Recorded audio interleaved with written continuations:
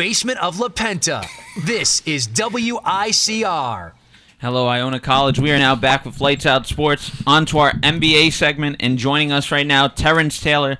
Terrence is back in the studio, and right now, guys, we're going to talk about rumors over the weekend, hearing that Carmelo Anthony is going to be traded from the Knicks. You know, I first saw this on Bleacher Report, and I'm kind of saying in my head right now, why, Phil? Why wait till now to do it? If you want to rebuild, why wouldn't you have dumped him before?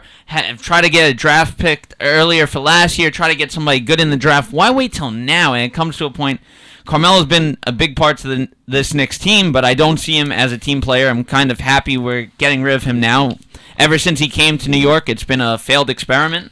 This is supposed to be a great team, and once he came to New York, when Donnie Walsh was kind of forced to trade for him, ruined all the chemistry. The Knicks were a team that was just unstoppable. Amari Stoudemire, Raymond Felton, Wilson Chandler, Danilo Gallinari, Landry Fields, a team that was just lighting it up on the court. Probably could have given Miami a run that year, but we watched as Carmelo Anthony came and the team just fell off the face of the earth. And now, looking at it now, 2015, he's going to be getting traded. Why wait till now, guys? Why wait till now? First off, I don't think any team wants Carmelo Anthony because you can't build a team around Carmelo Anthony, especially for a person that's not passing you the ball. So, regardless, it's a lose-lose for the Knicks because you're losing your best offensive player, but you can't build a team around Carmelo Anthony. Let's be real. Like, Carmelo Anthony, he's not gonna pass you the ball, okay? But I mean, we have teams who are going to be interested in him. There's going to be teams. A couple teams I heard they're interested in Carmelo Anthony were the Phoenix Suns. The Phoenix. Oh God. I heard Markieff Morris and Eric Bledsoe from Melo, and then I heard the Lakers, D'Angelo Russell and Roy Hibbert. Oh God. Oh my God. And I heard the Kings were also in possible talks. So you're telling those me are the only teams I heard. So wait, you really heard D'Angelo Russell for no, D'Angelo Russell and Hibbert. There were some guys, some scouts, so you gotta some tell insiders for ESPN were talking about it. That's not gonna work out, especially as with possible trade rumors. Carmelo and Kobe, that's definitely not gonna work out together. So no one's ever I would do that Laker trade in a heartbeat. I would get D'Angelo Russell. And I would build it young right now. Put him with Jerry and Grant. That's a nice formable duo, point guard, shooting guard. I wouldn't like that combination at all. Then you got Sacramento. You already have Rudy Gay though, so I see no point in them. I would take Rudy Gay. Rudy Gay is better than Carmelo Anthony. But I mean, Rudy Gay could not Rudy Gay. Carmelo could play the 4 for that Kings team. So can Rudy. No, but Rudy I see more as a small forward at the 3. Why, he's more lankier. Yeah. Rudy Gay is more of a yeah, we've seen Carmelo Anthony actually play the 4. Rudy Gay is the ability to get 8 rebounds just like Melo can, and he's actually a better defender. He's a better shot blocker. And I mean, guys, we look at last year. There was rumors about the Chicago Bulls being interested in him. You think they're still interested in him? Like, do you see like a trade, maybe a Taj Gibson, maybe like a Michael Dunleavy part of the deal, maybe Jimmy Butler? I would trade him for If the Knicks could get Jimmy Butler for Melo, I'd do it. Well, Jimmy Butler's already locked in. You know. Yeah, for a trade. That's the only. No, he already has a 4-year contract with them. So yeah, that's the only thing I'm saying. I mean, you could still trade a player under contract. I definitely would never give up Jimmy Butler for Carmelo Anthony. I'm sorry. Jimmy Butler could always buy him out like the Nets did with Darren Williams. I'm sorry, no offense. Bought him out. No offense, but Jimmy Butler's their best defensive player. Jimmy Butler's not the best defensive player. What about Tony Snell, man? Okay, no, I'm just playing with you. I'm just playing. Jimmy Butler, their best defensive player. He does it like every year when Chicago goes up against Chicago always goes up against the Cavaliers or LeBron's team, and Jimmy Butler he does a pretty decent job on LeBron. No, not the best job, but obviously a way better job than if you have Carmelo Anthony guarding LeBron, obviously. So I would see no point in trading Jimmy Butler for Carmelo Anthony. So I don't. As of right now with Chicago, like it's working out for them though. Like all Chicago basically needs to do is just like. You know how Derrick Rose coming back off of that injury, so he's still kind of shaky here and there, but you got to give him some time though. So I see no point in Chicago like trying to pursue Carmelo Anthony right now. And we look at this trade now. Do you see this as Phil Jackson giving up on the project that he had built that was going to go on with? Oh, I lost out in free agency. I lost out on Greg Monroe. Do you see him just I'm giving up now and I'm trying to rebuild, or do you see it as I'm dumping Melo? Trying to get Kevin Durant in the next offseason, players like Russell Westbrook in the next offseason.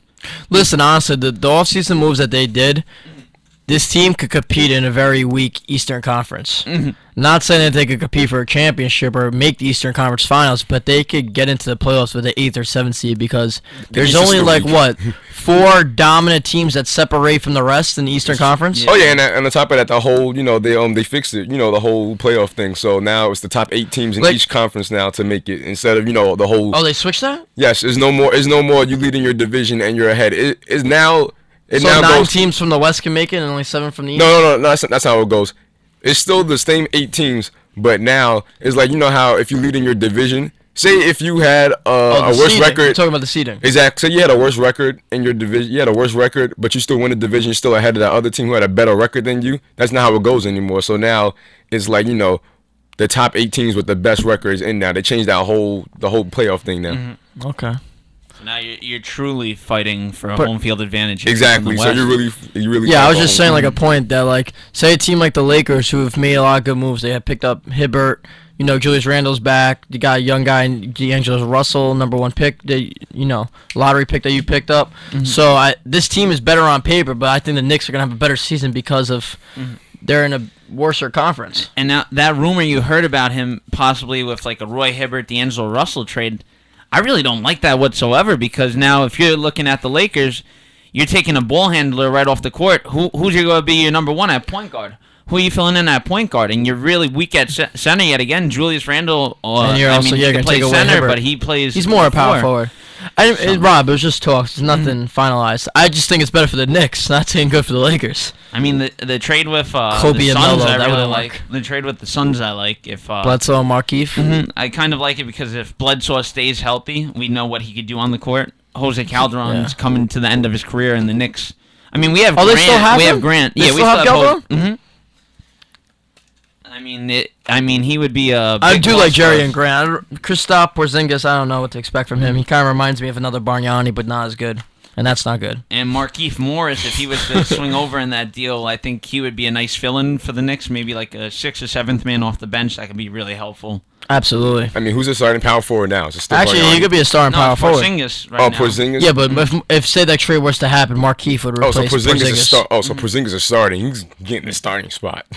Well, I mean, he deserves it. He's only the #3 pick in the draft. He should be starting. There's nobody else you would really want to start. Terrence, he's fine for starting in the Eastern Conference. If he was in the West, he would be bullied. The East is wide open. We can... Never mind, I was going to say something crazy. No. I don't want to sound like Sean. Do you seeing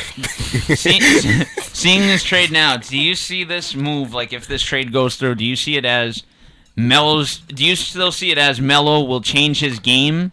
Or are we going to still see the Carmelo Anthony who just plays really for himself? He's not a team player. You're going to see the same Carmelo Anthony. We're always going to see the same Carmelo Anthony. There's nothing that's going to change. Carmelo Anthony's still going to be putting up, 45 shots.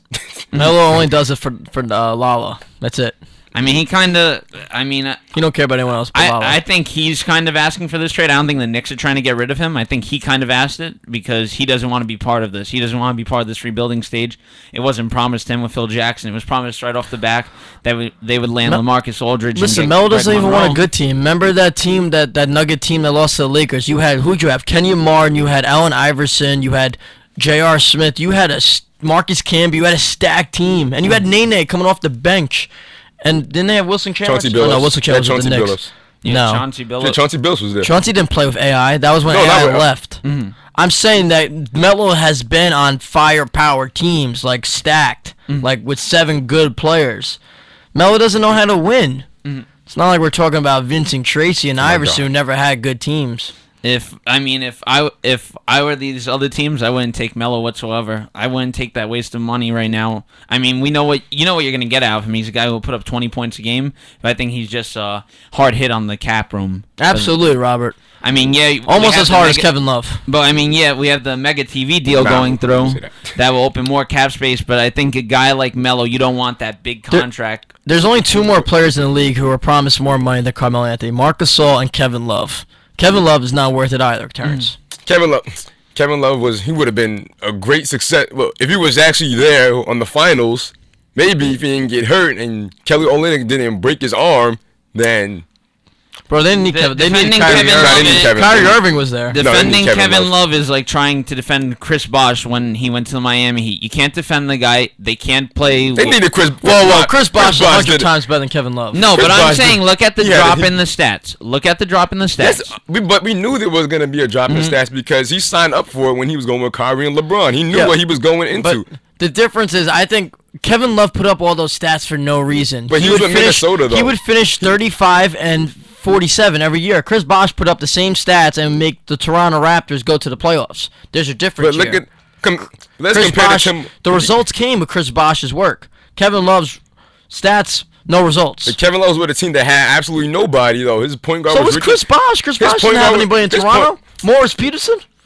Come Ricky on. Rubio, who doesn't always pass the ball, averages 9 But points per game. Like, not- really, Kevin Love was on a way Bro, worse team. yeah, though. he was on a team where was he on a was the worse best team. player. He was on that traditional, 2002, regular NBA franchise setup where it's like there's one good player surrounded by a bunch of mediocre players. That's what I'm saying. Chris Bosh came Kevin from Love that didn't same have- system. Kevin Love didn't even have mediocre Rob, you players. understand what I'm saying, right, Rob? Yeah, I But those understand weren't what even you're saying. mediocre players that Kevin Love had. They were just not Ricky good at all. Rubio is more.